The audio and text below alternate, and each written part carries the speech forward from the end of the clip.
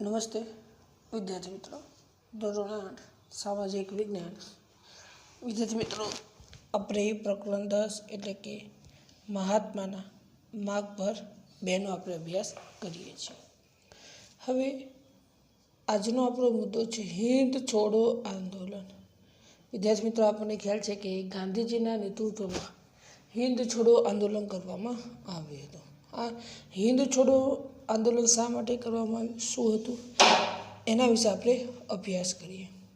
તો વિદ્યાર્થી મિત્રો, બીજા વિશ્વયુદ્ધ બાદ ગાંધીજીએ અંગ્રેજો વિરુદ્ધ એક નવા આંદોલનનો એટલે કે નવા અધ્યાયનો શરૂઆત કરી હતી અને ગાંધીજીએ અંગ્રેજોને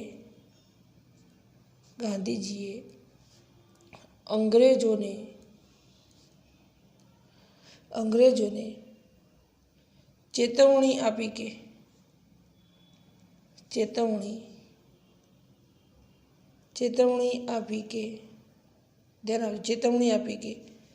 તેઓ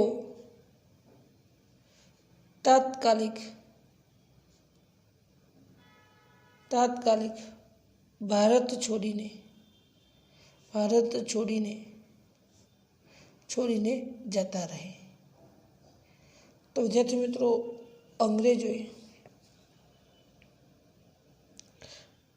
ગાંધીજીએ ચેતવણી આપી કે તેઓ ભારત દેશ છોડીને જતા રહે. અને આ સમયમાં બીજા વિશ્વયુદ્ધની શરૂઆત થઈ ગઈ હતી. ગાંધીજી નહોતા ઈચ્છતા કે હવે ભારત દેશ વધારે સમય સુધી ગુલામીમાં રહી શકે, અને એટલા જ માટે ગાંધીજીએ ચેતવણી આપી દીધી કે તેઓ તાત્કાલિક ભારત દેશ છોડીને અંગ્રેજો ભારત દેશમાંથી જતા રહે. અને આ સમયગાળા દરમિયાન ગાંધીજીએ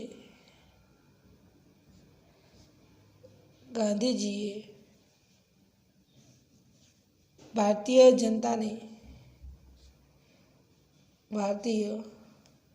જનતાને આદેશ કર્યો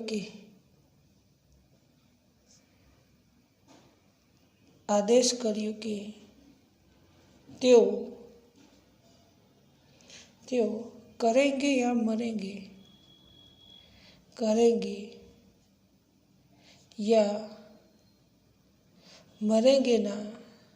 મરેંગે ના સિદ્ધાંત પર અંગ્રેજો સામે અહિંસાથી સંઘર્ષ કરશે. તો વિદ્યાર્થી મિત્રો, જે રીતે ગાંધીજીએ અંગ્રેજોને ચેતવણી આપી દીધી કે તેઓ તાત્કાલિક ભારત દેશ છોડીને જતા રહે, અને ગાંધીજીએ ભારતીય જનતાને પણ આદેશ કર્યો, એટલે કે ભારતમાં વસતા જે લોકો હતા એમને આદેશ કર્યો કે તેઓ કરેંગે યા મરેંગે. વિદ્યાર્થી મિત્રો, કરેંગે યા મરેંગેનો અર્થ થાય છે કાં તો અમે ભારત દેશને આઝાદી આપીશું, અથવા તો દેશને બલિદાન આપતા અમે પોતાનું બલિદાન આપી દઈશું. એટલા માટે કરેંગે યા મરેંગેના સિદ્ધાંત પર અંગ્રેજો સામે અહિંસાથી સંઘર્ષ કરવાનું નક્કી કર્યું.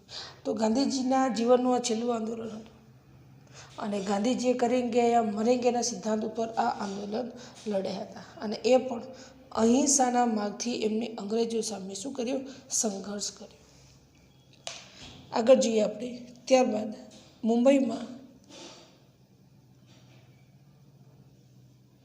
મુંબઈમાં મળેલી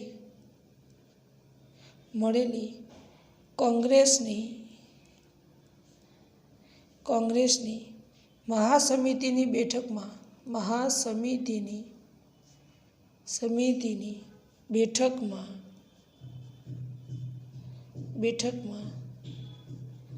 8મી ઓગસ્ટ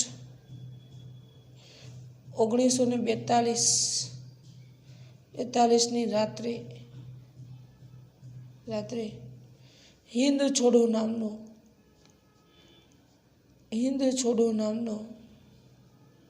નામનો ઐતિહાસિક ઠરાવ પસાર કરવામાં આવ્યો.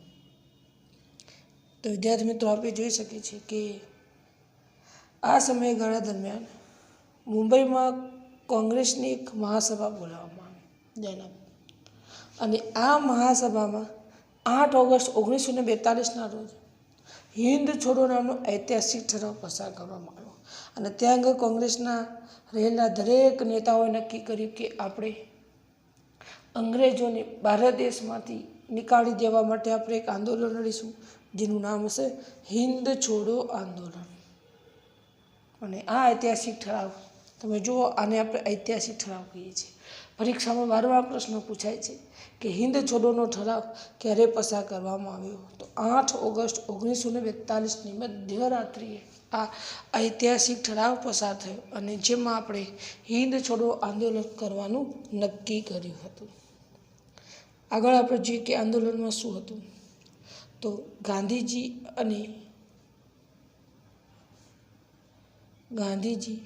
અને અન્ય નેતાઓની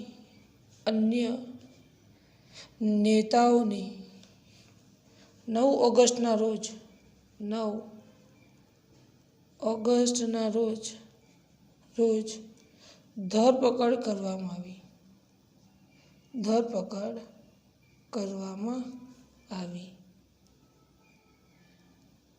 વિદ્યાર્થી મિત્રો તમે જુઓ તો જ્યારે હિન્દ છોડો આંદોલનની શરૂઆત થઈ, આ આંદોલનને નબળું પાડવા માટે અંગ્રેજોએ બીજા જ દિવસે એટલે કે 9 ઓગસ્ટના રોજ ગાંધીજી, જવાહરલાલ નહેરુ, સરદાર વલ્લભભાઈ પટેલ જેવા આગળ પડતા જે નેતાઓ હતી એમની ધરપકડ કરી દેવામાં આવી.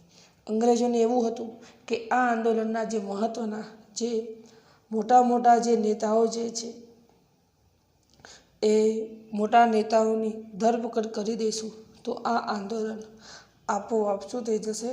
બંધ થઈ જશે. અને એટલા માટે ગાંધીજી જેવા અન્ય નેતાઓની ધરપકડ કરી દેવામાં આવી હતી. આગળ જોઈએ આપણે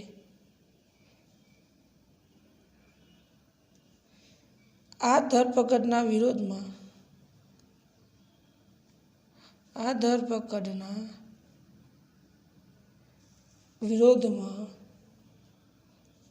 ભારતમાં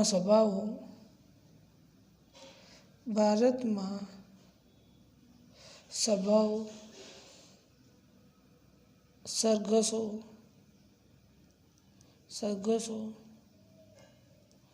અને દેખાવો સામાન્ય બન્યા.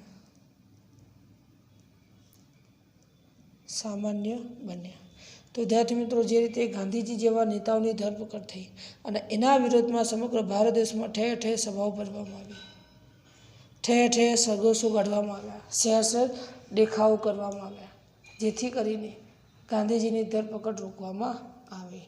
તો આ રીતે આંદોલન ધીરે ધીરે અતિ ઉગ્ર બનતું ગયેલું આપણને જોવા મળી રહ્યું છે. આગળ આપણે જોઈએ ખેડૂતો અને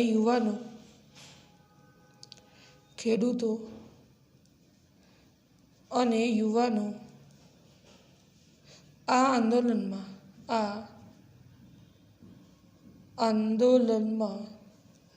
મોટી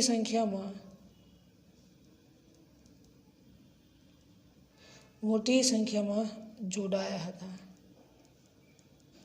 વિદ્યાર્થી મિત્રો, હિન્દ છોડો આંદોલન સમગ્ર ભારત દેશનું હતું, કોઈ એક કે બે વ્યક્તિઓનું નહોતું. અને એટલા માટે આ આંદોલનમાં દરેક ખેડૂતો, નાના મોટા યુવાનો આ આંદોલનમાં મોટી સંખ્યામાં જોડાયા હતા. કારણ કે ભારત દેશને હવે આઝાદી આપવાની હતી અને એટલા માટે એ પછી ખેડૂત હોય કે પછી દેશનો એક નાનો યુવાન હોય, દરેક વ્યક્તિઓ મોટી સંખ્યામાં આ આંદોલનમાં શું થયા? જોડાયા હતા, કે જેથી કરીને ભારત દેશને આઝાદી આપી શકાય. આગળ આપણે જોઈએ આ આંદોલન દરમિયાન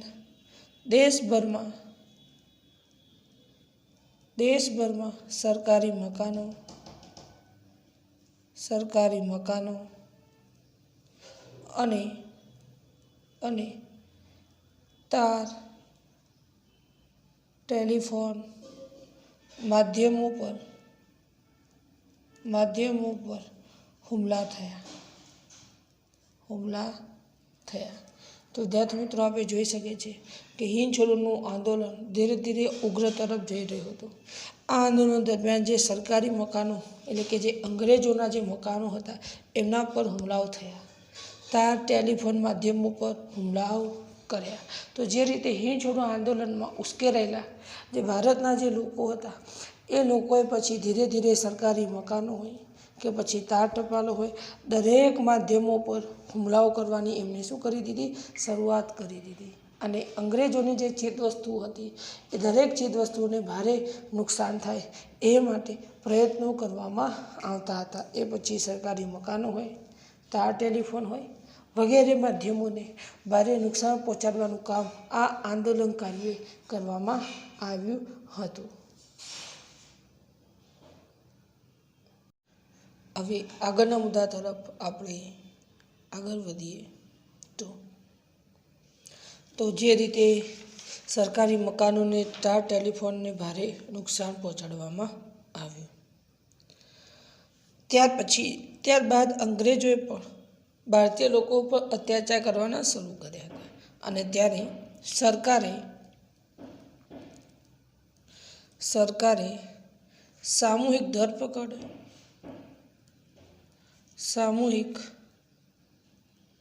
ધરપકડ, જપ્તી અને જેલ જેવી દમનની બધી રીતો અજમાવી. વિદ્યાર્થી મિત્રો આપણે જોઈ શકીએ છીએ કે જે રીતે અંગ્રેજ સરકાર પણ આ આંદોલનને નિષ્ફળ બનાવવા માટે તમામ હદ સુધી જઈ શકે તેમ હતી. અને એટલા માટે અંગ્રેજ સરકારે સામૂહિક ધરપકડ કરી. જે આંદોલનકારીઓ હતા એ આંદોલનકારીઓની સામૂહિક ધરપકડ કરી, જેલમાં લઈ જવામાં આવ્યા. એના પર દમનકારી નીતિ અપનાવી, એટલે કે એમના પર ખોટી રીતે લાઠીચાર્જ કરવામાં આવ્યો, જેલમાં લઈ જવામાં આવ્યા ખોટી રીતે. આવા પ્રકારના અત્યાચારો ભારતીય પ્રજા ઉપર કરવામાં આવ્યા હતા. જેમાં આશરે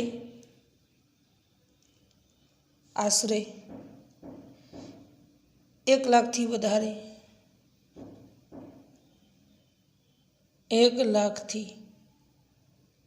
વધારે લોકોને જેલમાં પૂર્યા. એ સિવાય 1000 લોકો પોલીસની ગોળીબારીથી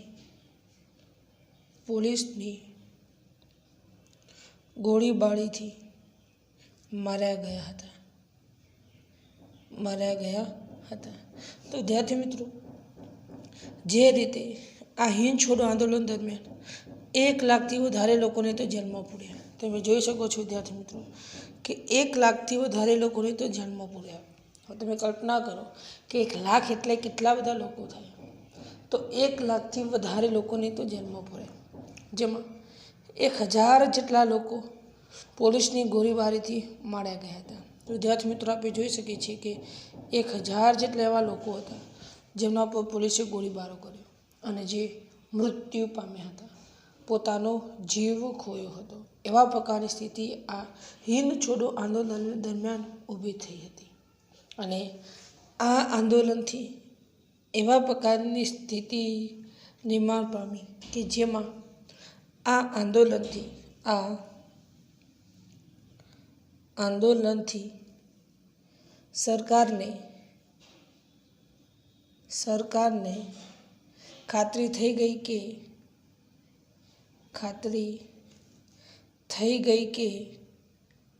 કે હવે વધારે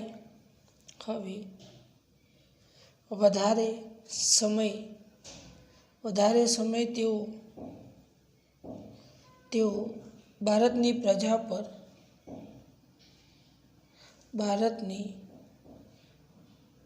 પર શાસન કરી શકવાની શકવાની નથી.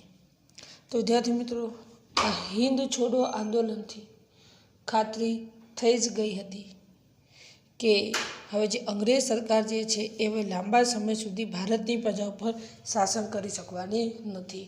કારણ કે જે રીતે અંગ્રેજ સરકારે ધ્યાન આપજો, જે રીતે અંગ્રેજ સરકારે ભારતીય પ્રજા ઉપર જે અત્યાચાર કર્યા અને જે રીતે ભારતીય લોકો આંદોલનમાં જોડાયા હતા અને એના જ કારણે ખાતરી થઈ ગઈ હતી કે હવે લાંબા સમય સુધી ભારતની પ્રજા ઉપર શાસન ચલાવી શકાય તેમ નથી. વિદ્યાર્થી મિત્રો, નવા મુદ્દા તરફ આગળ વધીએ. કેબિનેટ મિશન યોજના. તો આપણે જોઈએ તો આ કેબિનેટ મિશન યોજનામાં શું હતું? તો બ્રિટનના વડાપ્રધાન મિસ્ટર એટલીએ હિંદને એટલે કે ભારતને સંપૂર્ણ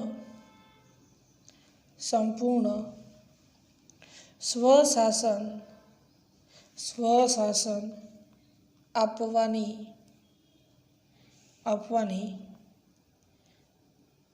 જાહેરાત કરી.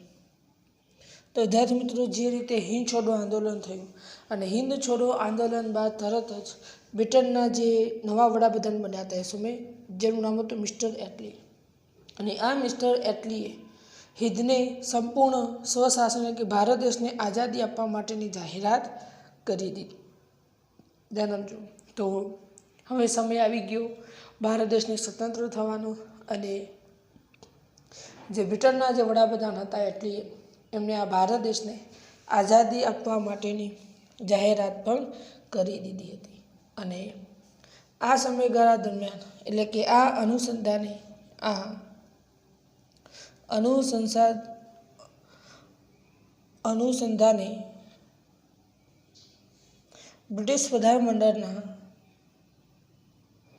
બ્રિટિશ પ્રધાનમંડળના ત્રણ આગેવાનોનું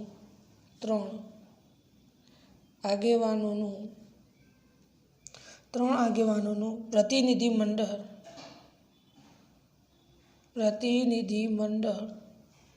ભારત આવ્યું. તો વિદ્યાર્થી મિત્રો, જે રીતે એટલીએ ભારત દેશને આઝાદી આપવા માટેની જાહેરાત કરી દીધી, અને આ અનુસંધાને બ્રિટિશ પ્રધાનમંડળના ત્રણ આગેવાનોનું પ્રતિનિધિમંડળ ક્યાં આવ્યું? ભારતમાં આવ્યું. અને આ પ્રતિનિધિમંડળે શું કામ કર્યું? તો આપણે જોઈએ તો આ પ્રતિનિધિમંડળે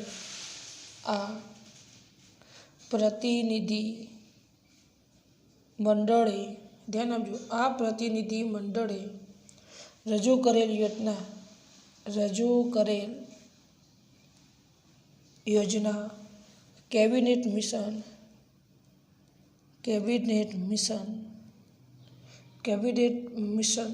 યોજના કહેવાય છે. તો વિદ્યાર્થી મિત્રો, આપણે જોઈએ તો જે બ્રિટનનું ત્રણ આગેવાનોનું પ્રતિનિધિમંડળ ભારતમાં આવ્યું, અને એમણે જે યોજના રજૂ કરી એ યોજનાને કેબિનેટ મિશન કહેવામાં આવે. વિદ્યાર્થી મિત્રો, પરીક્ષામાં પ્રશ્ન પૂછે કે કેબિનેટ મિશન યોજના કોણે રજૂ કરી? તો બ્રિટનથી ત્રણ આગેવાનોનું પ્રતિનિધિમંડળ ભારતમાં આવ્યું, અને એમણે જે યોજના રજૂ કરી એ યોજનાને કેબિનેટ મિશન યોજના તરીકે ઓળખવામાં આવે છે.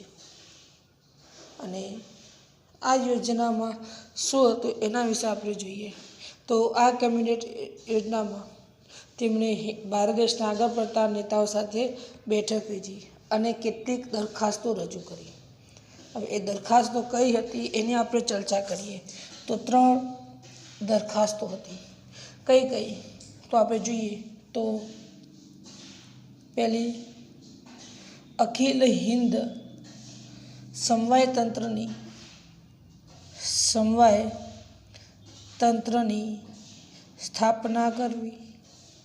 સ્થાપના કરવી. તો અખિલ હિન્દ સમવાય તંત્રની શું કરવી? સ્થાપના કરવી. તો ધ્યાન આપવું, પહેલી દરખાસ્ત હતી અખિલ હિંદ એટલે કે સમગ્ર ભારત દેશમાં સમવાય તંત્રની શું કરવી? સ્થાપના કરવી. બીજી હતી સમગ્ર હિંદના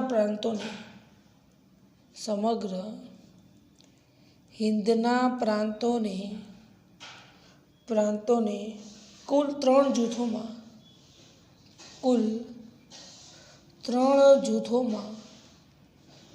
જૂથોમાં વહેંચવા.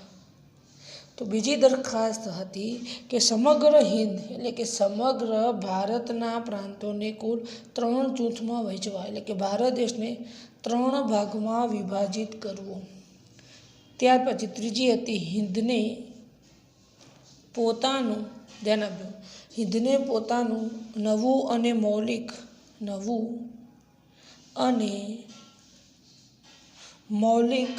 બંધારણ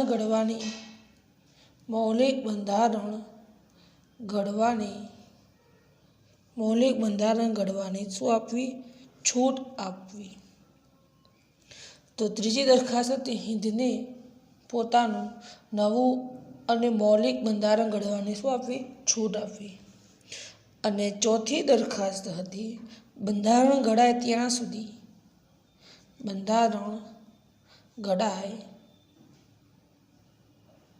ત્યાં સુધી વચગાળાની સરકાર રચવી.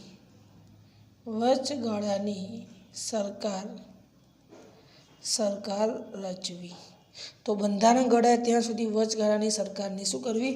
રચના કરવી. આ 4 દરખાસ્તો કેબિનેટ મિશને રજૂ કરી. તો ધ્યાન આપજો, અખિલ હિંદમાં સમવાય તંત્રની સ્થાપના કરવી એ પહેલી દરખાસ્ત હતી. સમગ્ર હિંદના પ્રાંતોને કુલ 3 જૂથોમાં એટલે કે 3 ભાગમાં વહેંચવા. હિંદને પોતાનું નવું મૌલિક બંધારણ ઘડવાની શું આપવી? છૂટ આપવી.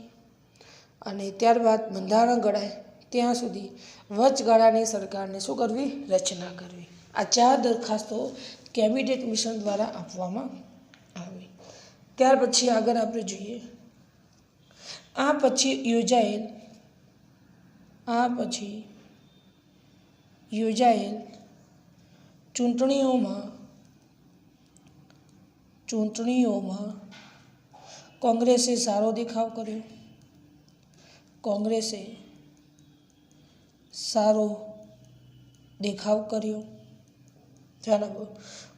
શું કર્યો? સારો દેખાવ કર્યો. અને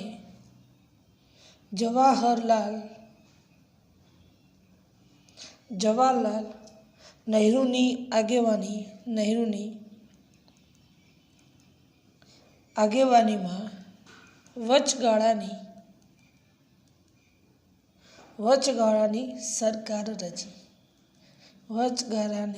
સરકાર રચી. તો વિદ્યાર્થી મિત્રો, આપણે જોઈએ તો એ સમયમાં ભારત દેશમાં ચૂંટણી થઈ, એમાં કોંગ્રેસે પક્ષે સારો દેખાવ કર્યો. મોટાભાગના કોંગ્રેસના નેતાઓ ચૂંટાઈને આવ્યા. અને આ સમયગાળા દરમિયાન જે જવાહરલાલ નહેરુની આગેવાની હેઠળ વચગાળાની સરકારની રચના થઈ, જેના વડાપ્રધાન જવાહરલાલ નહેરુ હતા. પરીક્ષામાં પ્રશ્ન પૂછાશે કે વચગાળાની સરકારના વડાપ્રધાન કોણ હતા? જવાહરલાલ નહેરુ હતા. અને આ જવાહરલાલ નહેરુના નેતૃત્વમાં વચગાળાની સરકારની રચના કરવામાં આવી. અને એના વડાપ્રધાન ખુદ જવાહરલાલ નહેરુ બની ગયા. કારણ કે કોંગ્રેસ પક્ષને સારો પ્રતિસાદ મળ્યો હતો એટલા માટે. અને આ સમયમાં બીજી એવી સ્થિતિ ઉદ્ભવ પામી કે મુસ્લિમ લીગને નબળો પ્રતિસાદ મળ્યો હતો. આથી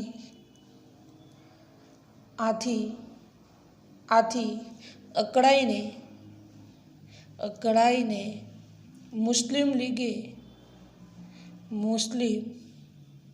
લીગે સીધા પગલા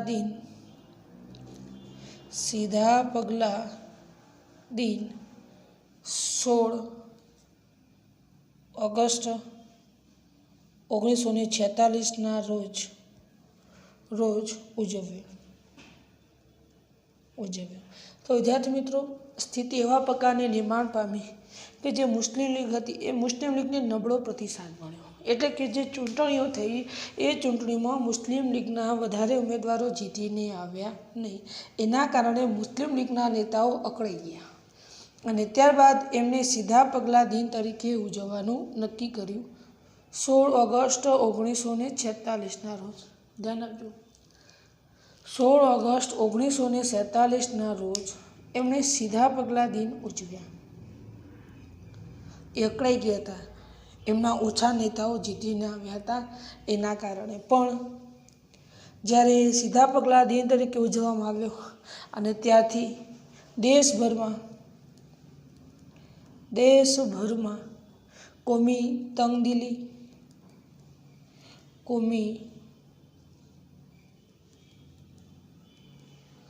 તંગદિલી અને ઠેર ઠેર કોમી હુલ્લડો ફાટી નીકળ્યા.